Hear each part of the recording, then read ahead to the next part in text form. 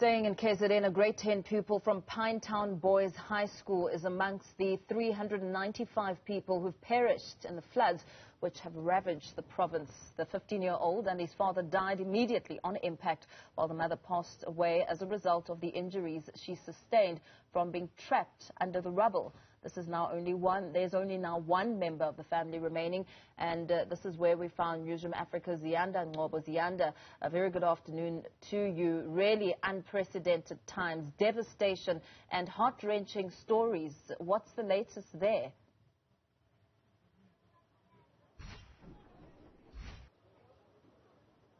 And it's never ending, and it's not going to stop, Paul, when it comes to being able to get the stories, the devastation and the tragedy that has unfolded in the province of KwaZulu-Natal. We're in Nazareth near Pinetown, where a student, a pupil from that school has passed away and died immediately, as a result of the flood. So before we speak to Nkosinathi Majola, I want to show you what has happened in the area that he's lived in. My colleague Gift Nkosi will show you some of the mudslides that took place all the way at the from the top, and then you can see that the mud trailed all the way to the bottom.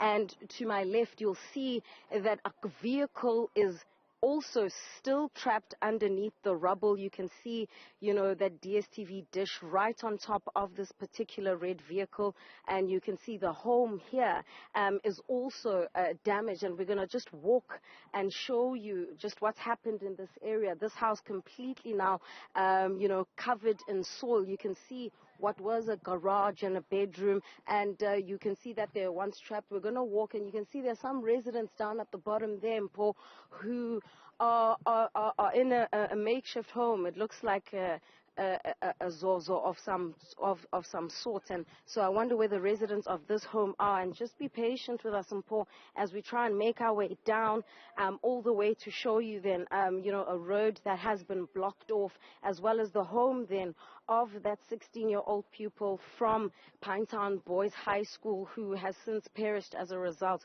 You can see blankets lying here, Mpo, what's left of the damage that has been caused by, the flooding. And as families begin to try and make sense of what's happened, the sense that I'm getting on the ground is that assistance is little to none. As we were preparing to cross with you, we did see, an SANDF chopper hovering over the area, but still at this stage, Mpo, we have not spotted boots on the ground. Let's show you another house that has been completely devastated, by the rubble and the damage here. And you can see that it comes all the way from the top. And we're going to show you then the home of Nkosinathi Majola. He's a 21-year-old who is the only one who has survived from his family, or who was there on the night his family perished. Just look at this, Mpo. There's a suitcase here. You can see that there were clothes that were inside, and you can see all of that, trapped underneath the rubble. Shoes, clothes, fridges, microwaves, you name it, Mpo. This is just some of what we've seen as a result of the devastation. And it's largely also been happening in communities where you can tell that they already were struggling with their livelihoods. I mean, where we're standing at the moment was actually the road, because if you look right up ahead, you can see that the road has been completely damaged. So the mudslides also went all the way through and damaged that entire road, right through to the house that's there at the bottom, Mpo. And my colleague Gift will pan from the road and show you then the home, and where we were showing you those residents who are trying to clean up. I'm thinking they're also trying to salvage what they can. Another situation that we've been seeing constantly is the burst pipes. There you can see a resident there also trying to get some sort of clean drinking water. The issue of sanitation and water, a critical one, as well as food. So, Mpo, let me take you now to Nkosinathi Majola. There he is standing there. Where we are, this trail is where his home collapsed from the top all the way to where I'm standing. So I'm just going to cross over to him. He also sustained some injuries as well. You'll see his feet as well. He's got some of those bandages, and he's just going to tell us, Mpho, what exactly happened the night of the flooding. Nkosinathi, you're live on Newzroom Afrika. You were here when the heavy downpours ravaged your home. Yes. If you could just explain to us what happened. It's a devastating situation, and condolences to you on the loss of your mother, your father, and your 15-year-old brother. You were there that night. Yes, I was there that night. So in fact, everything came down all at once. It was like lightning. It was very, very strong, heavy impact. It came down from over there. I don't know if you can see it there on the camera. We can try to walk up there. Okay, let's walk up. Let's see. Yeah. It came up right from there, and it just pushed the whole house down. Sorry, we can't hear you. Just hold on, Nkosinathi, while we try to get the microphone next to you. Yeah. And as you can see, there's all this rubble here.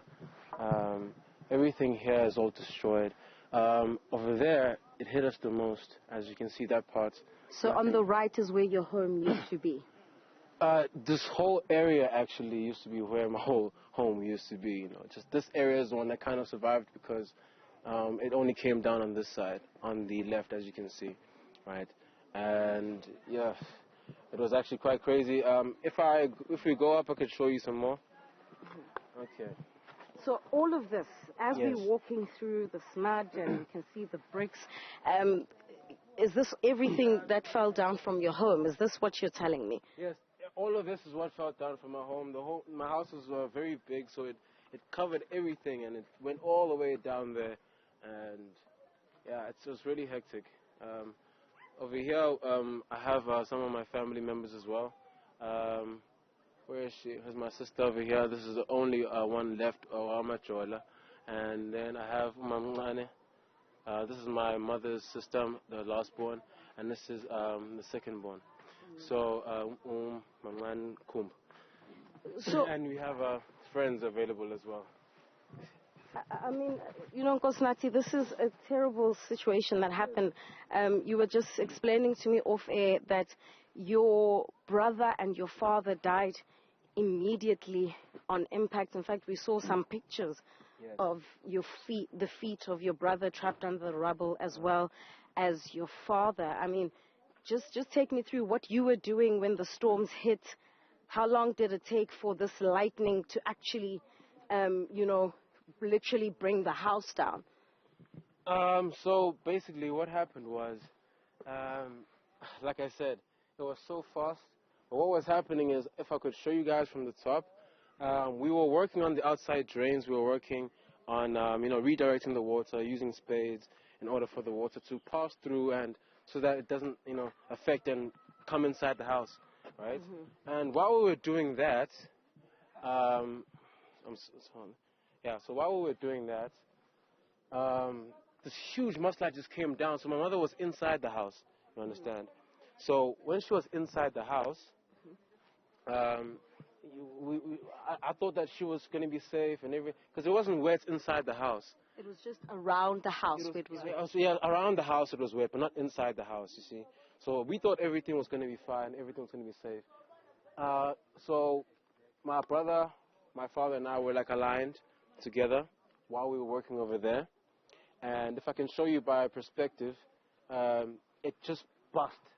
It felt like it was like an explosion of just water, mud, rocks, heavy, heavy, heavy rocks that came down and just pushed against us. And I had like about 2 seconds to think of what my next move was. It was either to try moving in the forward direction, or just turn back and run towards this side of the house. As you can tell, this one is not, it's still standing a little bit, but it's not really standing, right?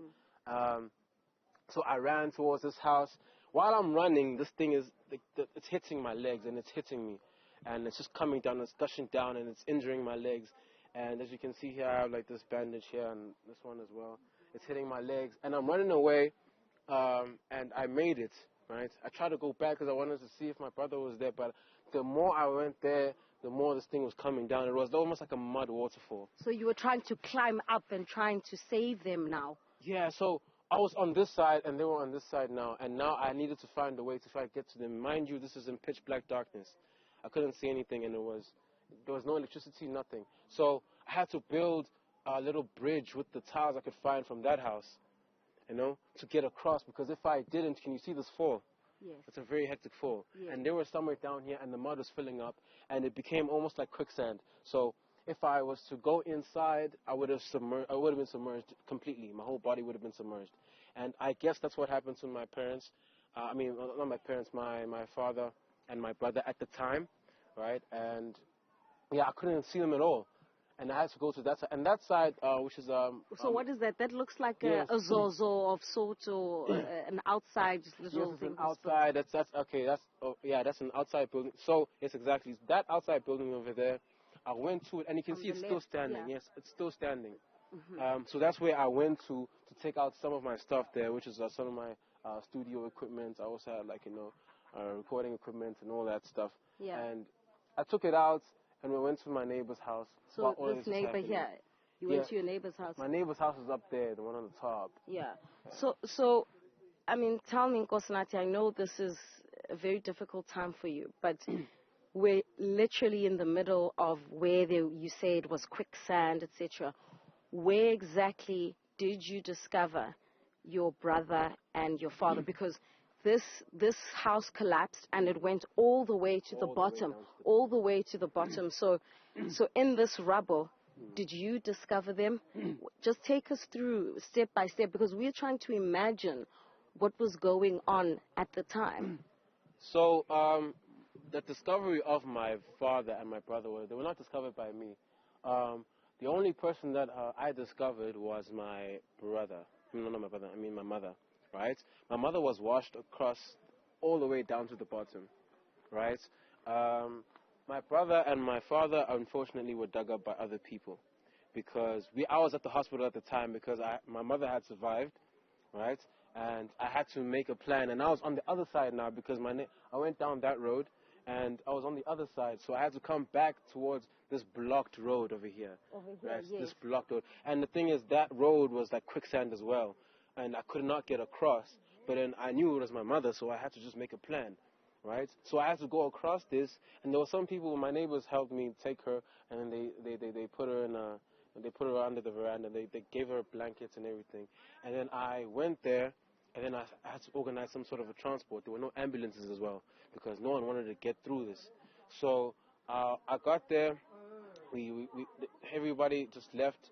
I left with maybe I think 3 people. We put her in a car, and then later on we put her in a stretcher in the hospital, and that was it with my mom. And I had to wait there because they didn't want me to leave the hospital.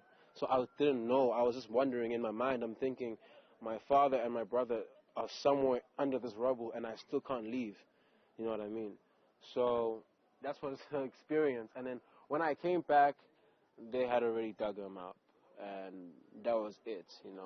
And at that point, I thought, it's only my father and my brother.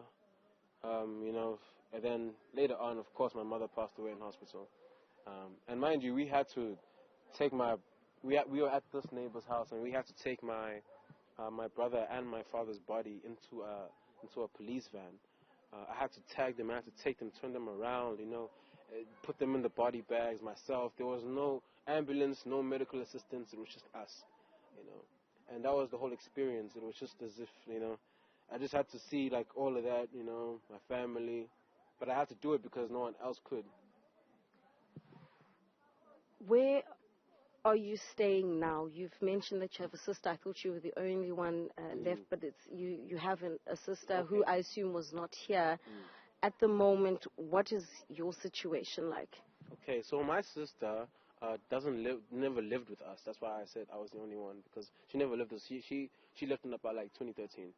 She doesn't live with us anymore, right? So my sister had some other problems as well. So her house was also under the floods and everything. So when she came over, she just came to see the situation, and all she saw was my father and my brother being dug up. That's all she saw, right? She didn't even see me take my mother. So where I'm currently staying right now, I'm staying with my mother-in-law. She's still in the same area, so that's why it's easy for me to come back here. And yeah, that's basically where I'm staying right now. What goes through your mind standing here talking to me about what happened? It's disturbing to hear that you had to turn them around. It was literally just you. What is this doing to you right now? I'll be honest. A lot of these, I don't know how to put it into words is kind of difficult, because if you really saw what I saw that night, I didn't even expect my mom to survive. You see what I'm saying? I didn't expect anything. It felt like I just lost hope at that very moment, because I saw this thing take them away, like all of them. You see what I'm saying? So to me, it was like I had to come to terms with it, like, because mind you, this was hours after that. I just went, okay. I was like, okay, I'm coming. 9 o'clock is when I had to come back for my brother and my father. So, you know, just thinking over those, all of those hours, you're just like, no, it's impossible for somebody to survive these things, you know. And all the rubble, as you can see, there's literally walls here, you see, that could have been pressing against them, you know. So I was just, in my mind, I just came to terms with that they've already passed on. And I was a little bit excited about my mother, you know, going to hospital. She was, you know, we had a conversation. I had my last moments with my mother, and then she passed away, unfortunately. But I was just happy at the fact that I took my last decision to help out my family, and that I saw their last moments, not only in the third person, but in the first person, you know. It felt like I was there with them, and I felt what they went through. And if I wasn't there, they would have still died without me knowing. You know what I mean? So that's what I'm at peace with. And yeah, it happened, but then it was a force of nature, and you can't stop that. Did you ever think you were going to die as well? As you were trying to save your family, did you also have a moment where you were going to let go and let this mud take you with? Oh, no, I couldn't. If I did that, it would have taken me. And, you know, it's one of those situations where, you know, you couldn't be human anymore. You just had to be an animal. You had to survive. And if you're scared of, I could literally see glass poking up at me, and I have to step on that glass. Or I have to see metal, and I have to step on that metal. That's why my feet are like this right now. I have to step on that. But if I don't step on it, I will die. You understand? And it doesn't help if everybody's dead. You know what I mean? At least somebody has to survive and, you know, just carry on. And I couldn't give up. If I gave up, then, of course, the world is just like that. If you give up, you give in, and then it just takes you. And that's what I think happened with my brother as well, because I remember him like sort of like screaming as if like he's running, you know. It's a very, very faint vision of him running. I think maybe he was in shock, and the shock, that 1 or 2 seconds of shock, is enough to kill you at that moment. You have to have an instinct that says get out of the way, you know. And that's what I believe happened, because my father was too old to run away. He was 62 years of age. My brother obviously was in shock. My mother was inside the house, so she couldn't see anything, you know. All she knew was she's just being swept away, you know. So I just think, yeah, it's about really, really trying to survive as well. If you know that you want to stay, something will tell you that you need to stay. The last words that your mother uttered to you in that conversation on the way to the hospital? My mother, we would quite a lot. We were talking about her work numbers, and, you know, like serious conversations where now I need to find out some information about her, like her work number and whatever. But the most hardest question to answer was, where was my brother and my father? She kept asking me that, and I had to keep diverting the question, because, I mean, at that point you don't want your mother, who was seriously injured on her head, like right here in the skull. There was like a hole. Her nose was disfigured. Her eye was disfigured. There was a scab here. I don't know. There's a lot. And she's got broken bones. You don't want to tell her that these people just passed away. I don't know. I don't want her to give up on her life. I just kept diverting the question. Diverting it. Until I just said, Ma, I'm going to go sort out my brother and my father right now. And she said, mm-hmm. She didn't know what I meant by the time, because she probably thought I was going to go take them to a hospital. But I knew what I meant by that because I already know that they have passed away since I had a phone call saying they're digging them up, and they're digging them up probably means that they're suffocated under the sand and the mud. All right, there you have it, Mpho. That's Nkosinathi Majola. What else can you say after that? I think he's actually been very brave and indulged us quite a bit, especially since this is something that is affecting him directly. And it just tells you, about how quickly this all unfolded. Yes, we've been speaking about that, but listening to him and the quicksand underneath your feet and having to, pull into your animal instinct and for survival is something that is also, that stands out for me at this stage. But, it's still one of the many stories that have unfolded across this province of KwaZulu-Natal as that death toll is expected to continue rising. Sure.